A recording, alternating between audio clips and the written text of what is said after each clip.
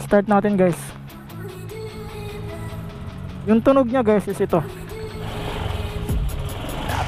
Unang upo. Unang-una ko talagang naramdaman dito sa motor na to, yung relaxation ng rider.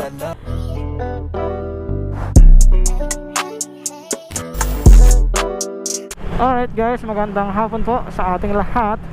Ngayon ay kasama natin yung tropa natin na si Albert, tsaka si paring Marlon, angkas niya. Bali yung motor ni Albert ngayon guys is Honda Click 125 na version 2. Ngayon guys is pupunta kami sa MacArthur para i-review yung motor niya o i-vlog. Tapos iti-test drive din natin to.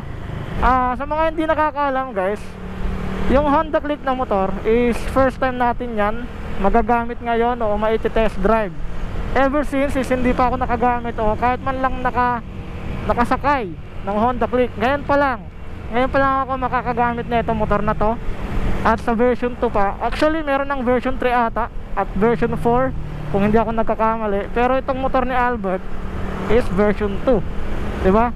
Ipo-vlog natin yan ngayon. I-review natin yung specs niya, yung itsura niya, at kung ano man po yung mga naidagdag sa motor niya. Kung ano po yung mga naidagdag niya o nai-customize niya sa motor niya, is ipapakita ko rin yun sa inyo guys. Okay? Bali ngayon pupunta lang kami sa MacArthur, o sa malapit lang sa MacArthur, o kung saan man yung lugar na pwedeng mapestohan para ma-vlog na maayos yung motor niya. Ayan, talagang pinaghandaan ni yung tropa natin na si Albert yung motor niya. Tinan niyo ang kinis, diba? Kala mo nilagyan ng wax sa sobrang kintab pero tingin ko nililisan niya lang yan, diba? Saka meron pa yan sticker na sticker sa atin. Yung sticker natin meron yan kasi binigyan natin yan. Yung motor niya is, kung di ako nagkakamali, dun yan sa Manila binili o kinuha. Tapos ewan ko kung cash, siguro installment. Tapos 1 year lang ata yung kontrata na itong motor ni Albert. Tapos pagkailang months is parang pinoli-paid niya agad. Kasi nagkataon umuwi sila dito sa Tacloban.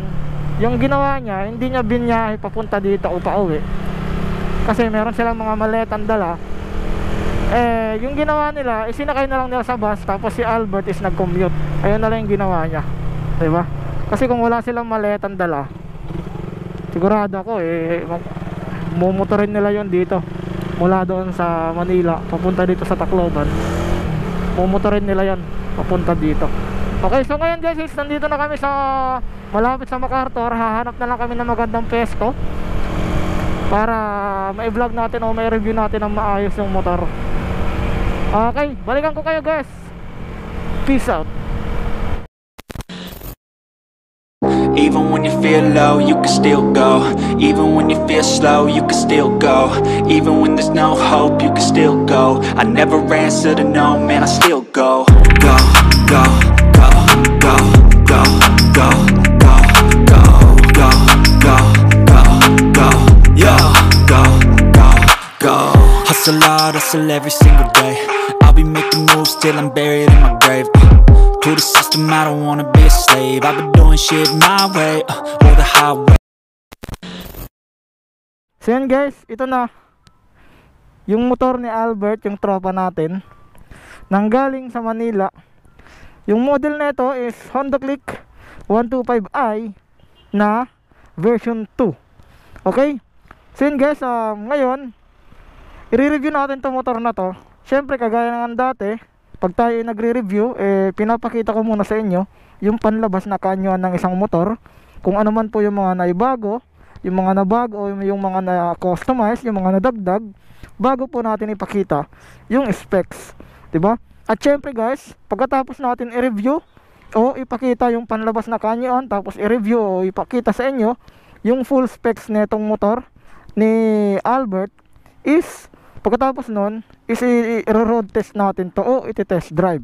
Okay? Sa mga hindi nakakaalam guys, first time natin makahawak o makamaneho o makapag-drive or maka-test drive ng Honda Click. Okay? Ever since hindi pa tayo nakasakay, ever since hindi pa tayo kahit man lang konting andar sa motor na Honda Click, hindi pa tayo nakatry ng ganon. Ngayon pa lang, at syempre mismo sa motor ni Albert pa natin magagawa yung ganong experience. Okay, so syempre guys, unahin natin yung panlabas na kanyuan ng motor ni Albert. Dito natin unahin guys sa may bandang manubela. Ito, napansin ko yung handle grip ni Albert is customized na o pinalitan na. Yung handle grip niya medyo pudpud na. Yung brand is GRP. Tapos nilagyan niya ng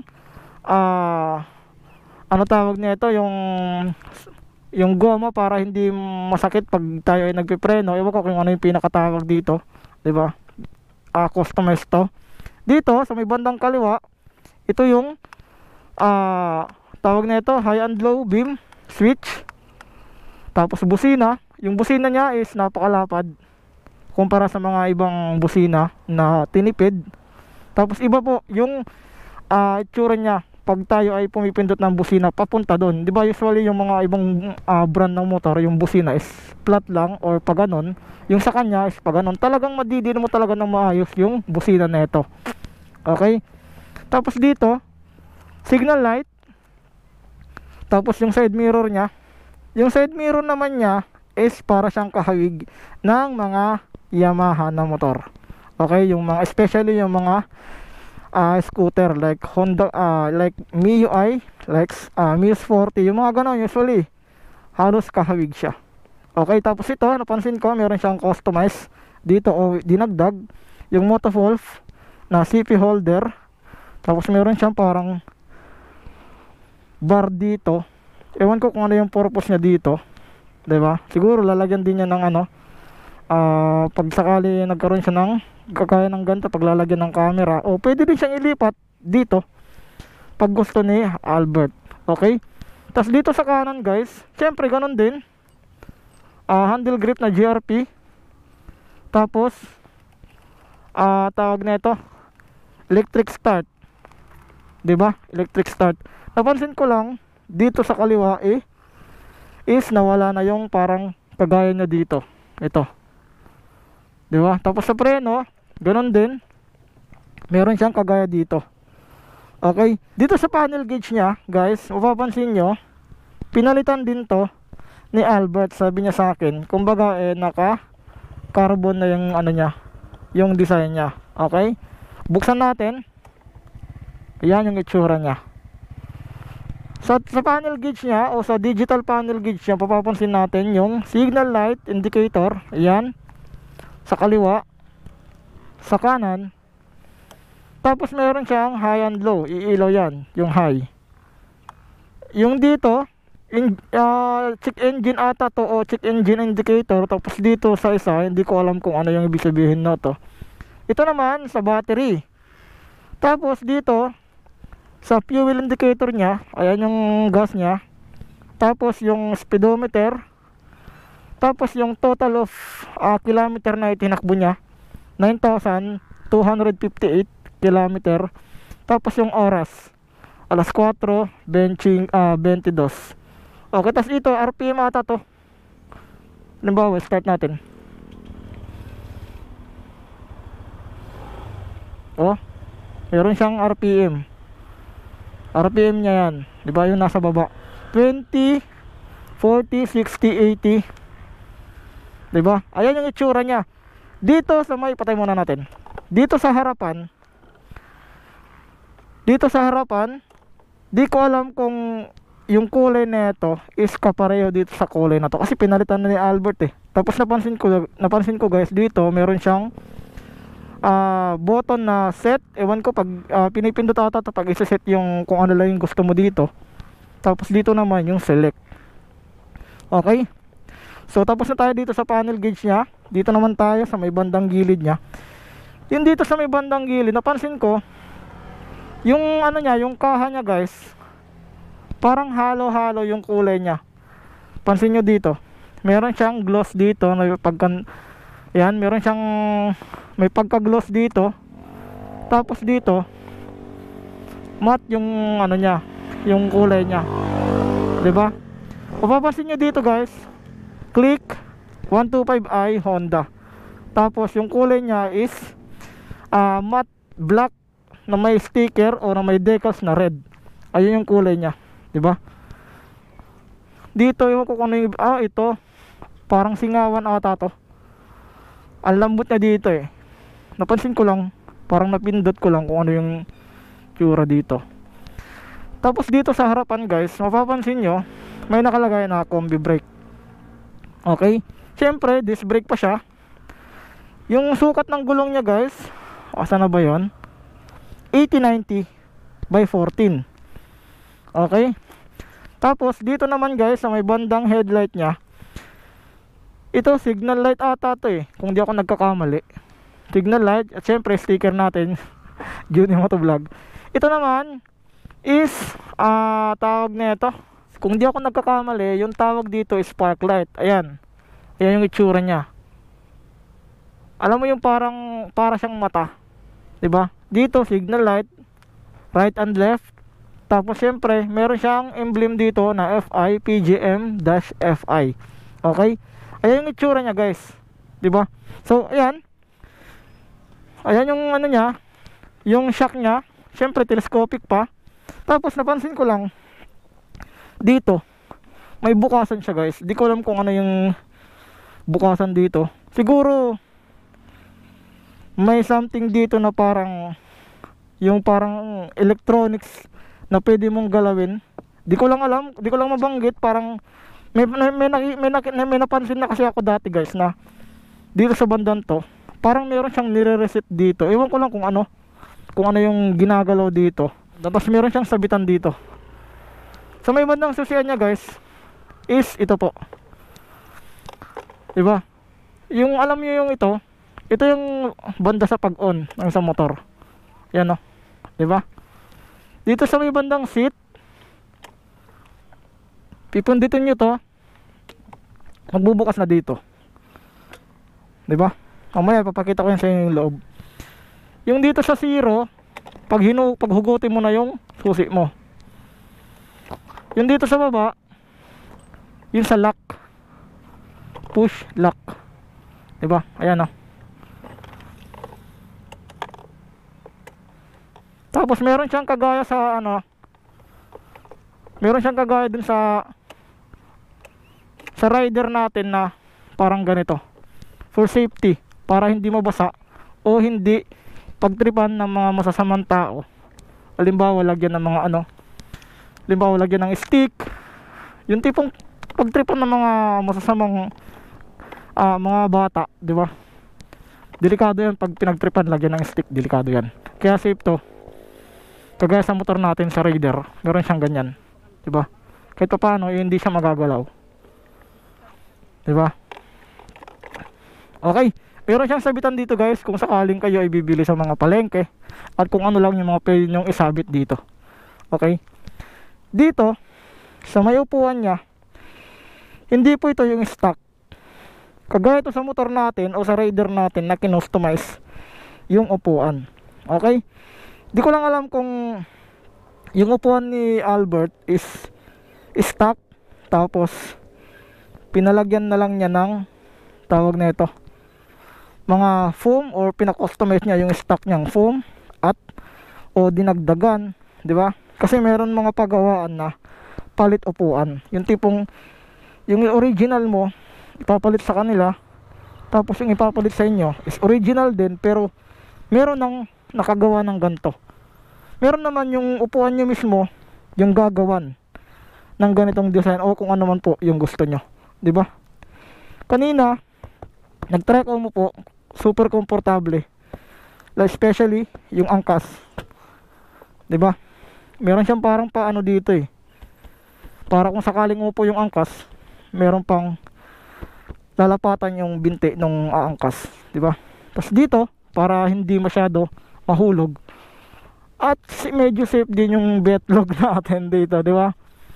Medyo safe, tsaka hindi ka talaga masusubsub dito kung sakaling panay subsub yung angkas mo. Tsaka napansin ko dito sa upuan niya, tingin ko hindi to susubsub din yung angkas kasi meron siyang pag ganun eh, yung upuan niya eh, kaya hindi talaga mahuhulog papunta dun sa driver.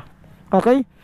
Dito sa may bandang kanan, sa may bandang gilid niya, nakalagay PGM-FI, tapos fuel injection, tapos meron nakalagay dito na sticker Team Payaman, di ba? Tsaka napansin ko lang talaga guys, parang iba yung kulay niya dito sa dito. Napansin ko lang, diba? Tapos siyempre ito, yung apakanong angkas. Tapos dito, yung radiator niya, di ko alam kung may lalagyan to ng coolant, diba? Tapos dito, yung lalagyan ng engine oil pag kayo ay nag-change oil. Tapos yung bukasan ata nito nandito sa ilalim. Okay? Dito naman tayo sa tambucho ni Honda Click. 'Di ba? Napapansin ko talaga sa mga Honda Click, kakaiba yung tambucho niya. Yung laki niya bagay na bagay sa laki ng Honda Click kasi para siyang robot Tapos metal na metal.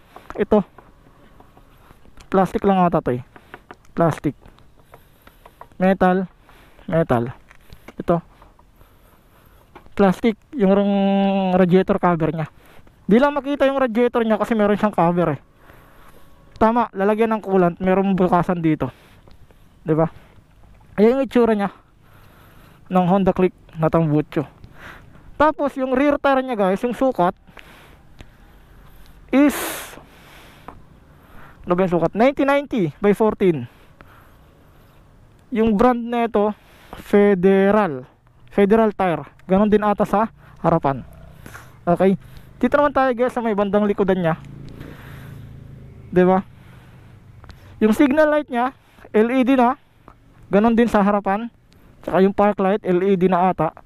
Ito sigurado ko LED to. Tapos ito. Yung brake light at tail light niya sigurado ko LED na. Kasi si Honda, unti na lang yung mga motor niya na hindi LED. Tsaka napansin ko dito guys ewan ko kung para saan to, para siyang merong pakpak. Pansin nyo, ayan diba? Tapos yung in fairness, yung ano niya, signal light niya antigas. Di kagaya sa mga ibang motor na ang lambot. Ito matigas. Kasi meron kasi mga motor na signal light na malambot, na pag nasagi o halimbawa wala kang top box, pag yung angkas mo medyo hindi pa masyado marunong umangkas, pag nasagi ito sigurado bali. Ito parang matigas siya.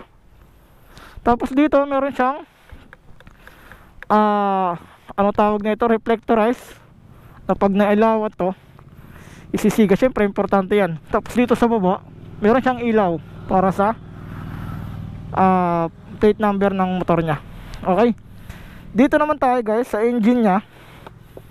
Plastic, may nakalagay dito ESP, Exchange Smart Power, 'di ba? Tapos syempre may emblem niya o nakalagay siya dito na Honda. Yung shock pala na ito guys is mono shock, single shock, 'di ba? Di ko lang alam kung saan yung lalagayan dito ng gear oil, 'di ba? Yung preno niya is drum brake pa, or kagaya sa mga Yamaha na scooter. Okay? Especially kagaya sa Mio natin dati, 'di ba? Dito ata nakalagay yung air filter para sa engine, 'di ba? Tsaka napansin ko guys, isa pa, yung dito niya talagang umbok, hindi kagaya sa ibang motor na flat talaga. Ito siguro kaya ginawa to para doon sa compartment ng motor.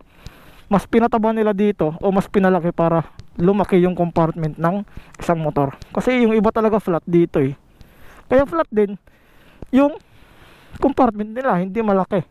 Ito may purpose to kaya pinalaki nila dito So dito naman tayo guys sa sa compartment nya. Saan natin? Seat.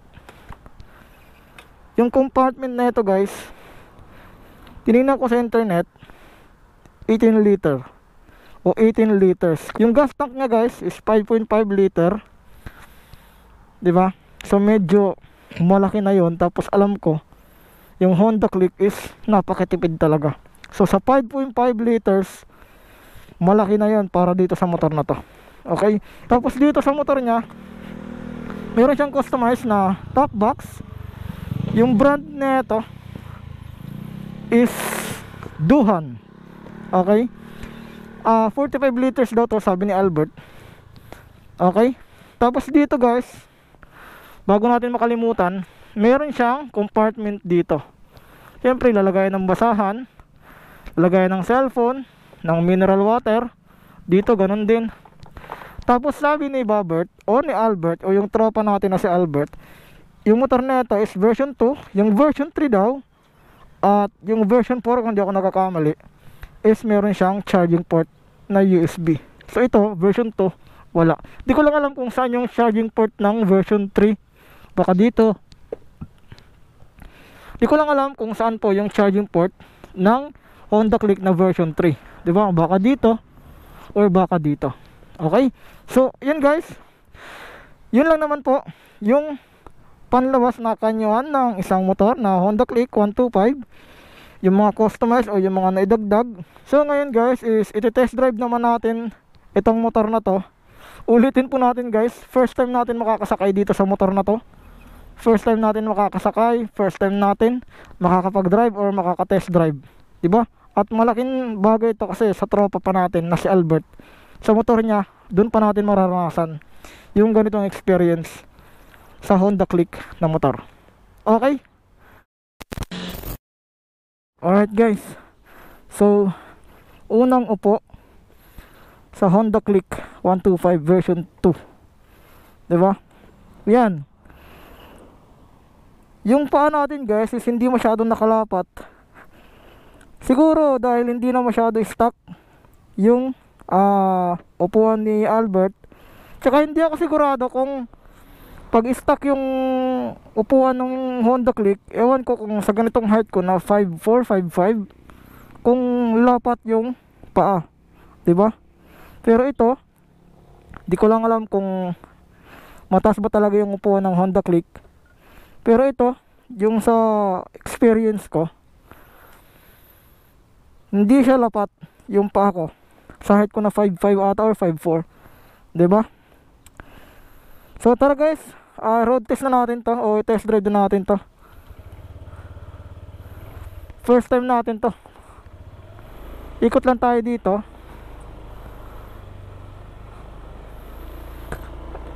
Subukan natin yung experience na itong motor na to.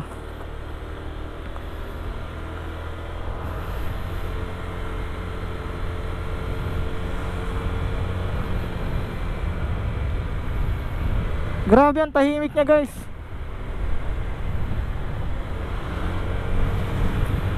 Tapos siguro dahil sa kinustomize ni Albert na upuan niya, nare-relax ako sa motor niya.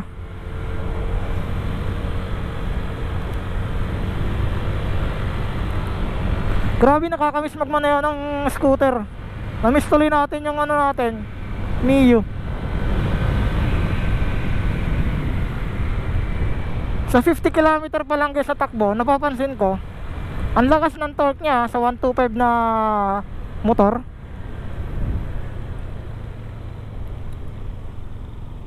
Ang lakas ng ano niya, ng arangkada.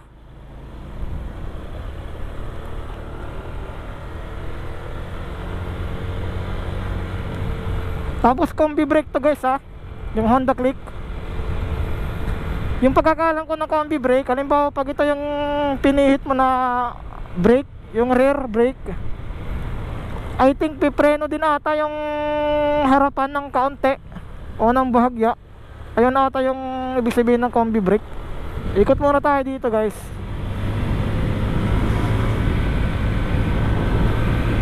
Grabe ang lakas. Ang lakas ng torque niya guys, promise. Hindi lang natin makapanang maayos yung busina kasi yung busina kasi ng mga ibang brand na motor is nandito sa baba. Kumbaga baliktad sa ano niya, dito sa Honda Click. Ito, nasa gitna yung busina eh.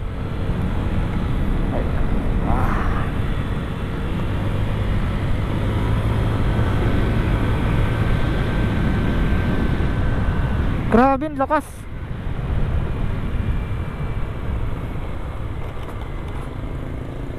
Unang experience ko dito guys, unang napapansin ko o unang nararamdaman ko sa motor na to, ang relax ng Honda Click. Kaya siguro isa to sa mga maraming kumukuha Isa to sa mga dahilan kung bakit maraming kumukuha ng Honda Click na motor. Kasi grabe ang relax Siguro dahil din sa sa customized na upuan ni Albert. Kaya nare-relax ka dito sa motor na to. Napansin ko lang guys, sa unang arangkada ng motor ni Albert, pag naka-stop ka ta sa arangkada siya, para siyang merong vibrate dito sa may bandang manubela. Dito tayo. Huwag tayo pumunta doon. Huwag na tayo lumayo. Dito lang tayo sa may bypass. Tama. Sa bypass ng Palo.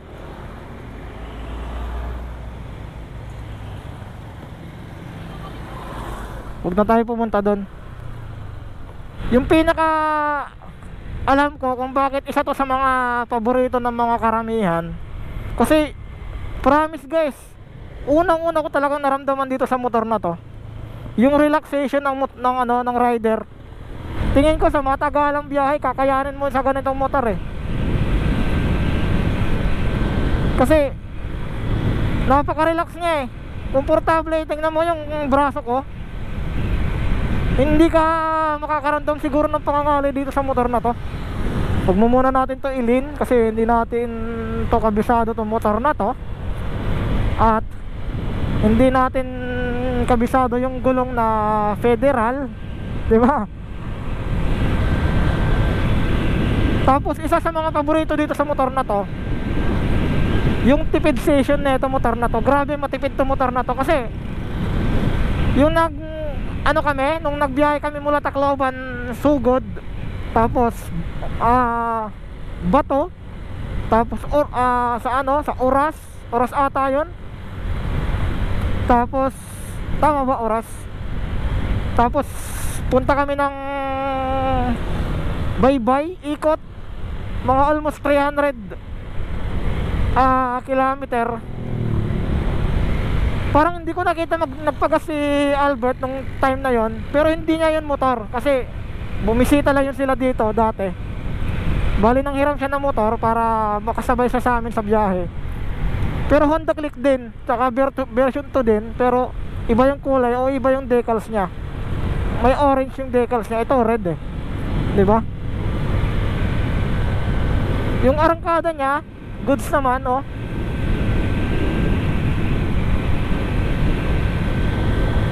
tingnan ko.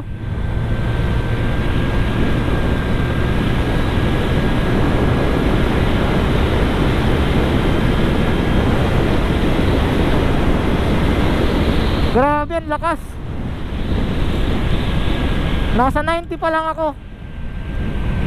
Malakas na motor na to.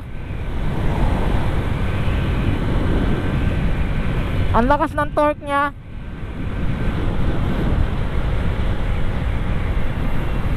Meron na siyang dragging, meron na siyang vibration.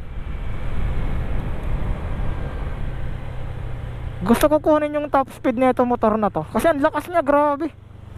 Sa 125cc na motor, ang lakas ng torque niya. Siguro yung RPM nito nasa 5 to 6,000 RPM. Gusto ko kunin yung top speed. Albert, sorry. Gusto ko lang kunin yung top speed ng motor mo.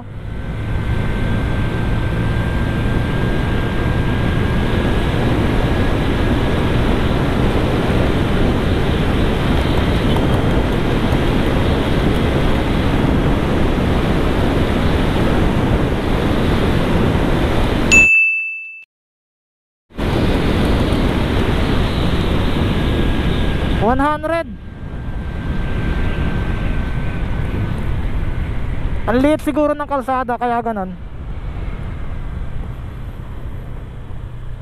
100 yung tukod niya. Pero tingin ko umaabot to ng 115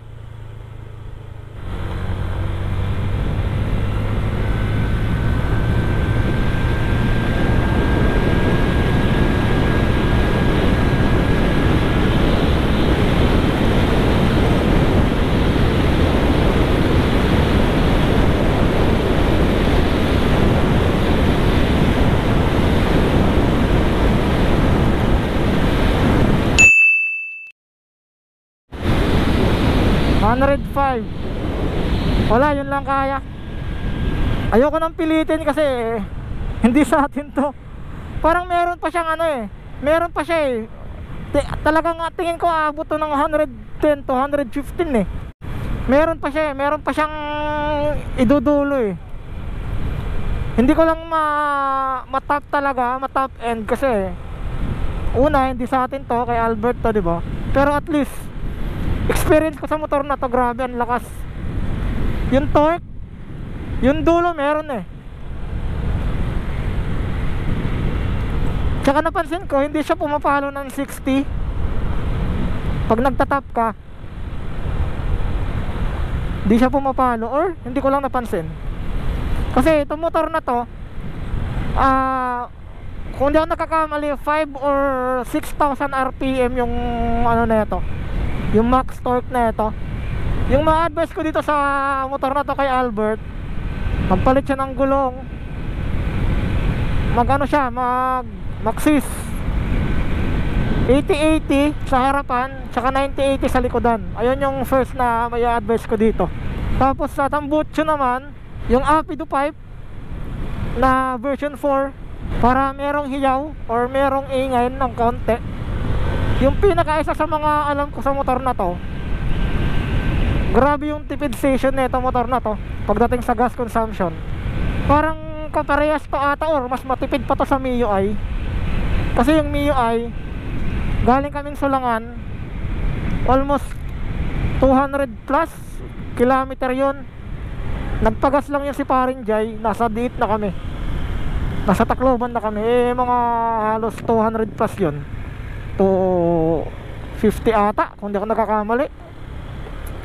Ganon yung ano, MIUI. Ito, sigurado ko mas matipid to.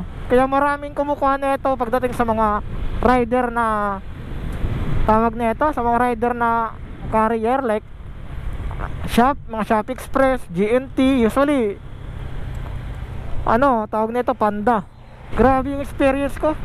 Grabe, na miss ko tuloy magka-scooter. Kakaiba yung experience na ito motor na to. Kaya marami siguro kumukuha na ito eh. Ngayon, alam ko na eh. Kaya marami rin yung kumukuha na ito motor na to. Ang lakas ng torque niya guys. Isa yun sa mga napapansin ko dito sa motor na to.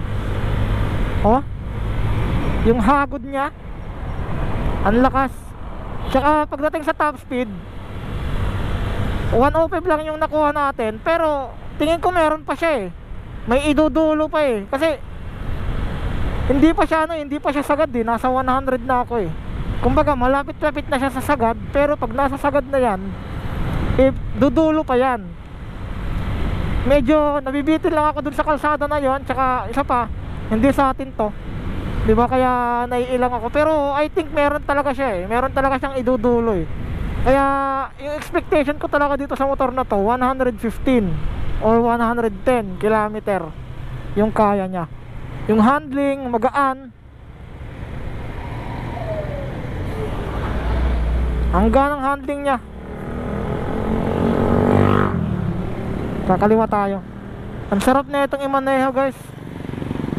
Tingin ko pag ikaw eh malayo yung biyahe mo, bagay na bagay to. Sa mga endurance, siguro relax ka dito eh. Hindi ka makakaramdam ng pangangawit dito sa motor na to. Dalawa lang talaga yung masasuggest ko kay Albert. Palitan niya yung gulong niya, palaparin niya, tapos magpalit siya ng tambutso para may ingay. Gawin niyang 80-80 yung harapan, tapos 90-80 yung likodan, para medyo bumaba siya at lumapad. Ang gaan niya guys. Tapos yung handling niya, ang gaan sa pakiramdam. Kasi meron mga motor na pag unang hawak mo pa lang at nagmamaneho ka, ang tigas, iliko. Ito, ang gaan niya, ang gaan ng handling niya, promise.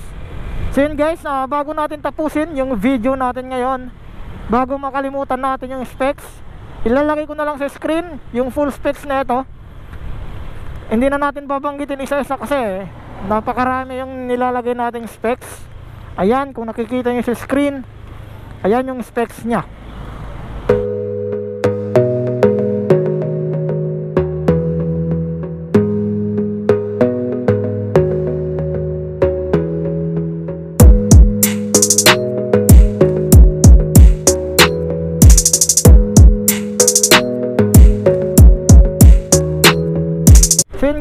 yun lang naman po yung video natin ngayon. Unang-una, syempre magpapasalamat tayo kay Albert kasi pinayagan tayong i-review itong motor niya na Honda Click 125 version 2 at pinatest drive niya sa atin at hindi tayo nagpaalam guys na tinap speed natin to, diba?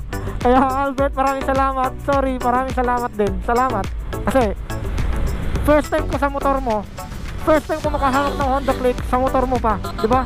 At least na-experience ko yung ganitong experience, yung handling, yung torque ng motor mo, yung speed ng motor mo. Grabe. Kaya maraming salamat Albert. So yun guys, maraming salamat po sa inyong panonood. Kung meron man akong hindi pa nasabi about dito sa motor na to, pa-comment na lang po guys sa comment section. Okay? So yun guys, maraming salamat po. See you on my next vlog. At ride safe po sa ating lahat. Peace out.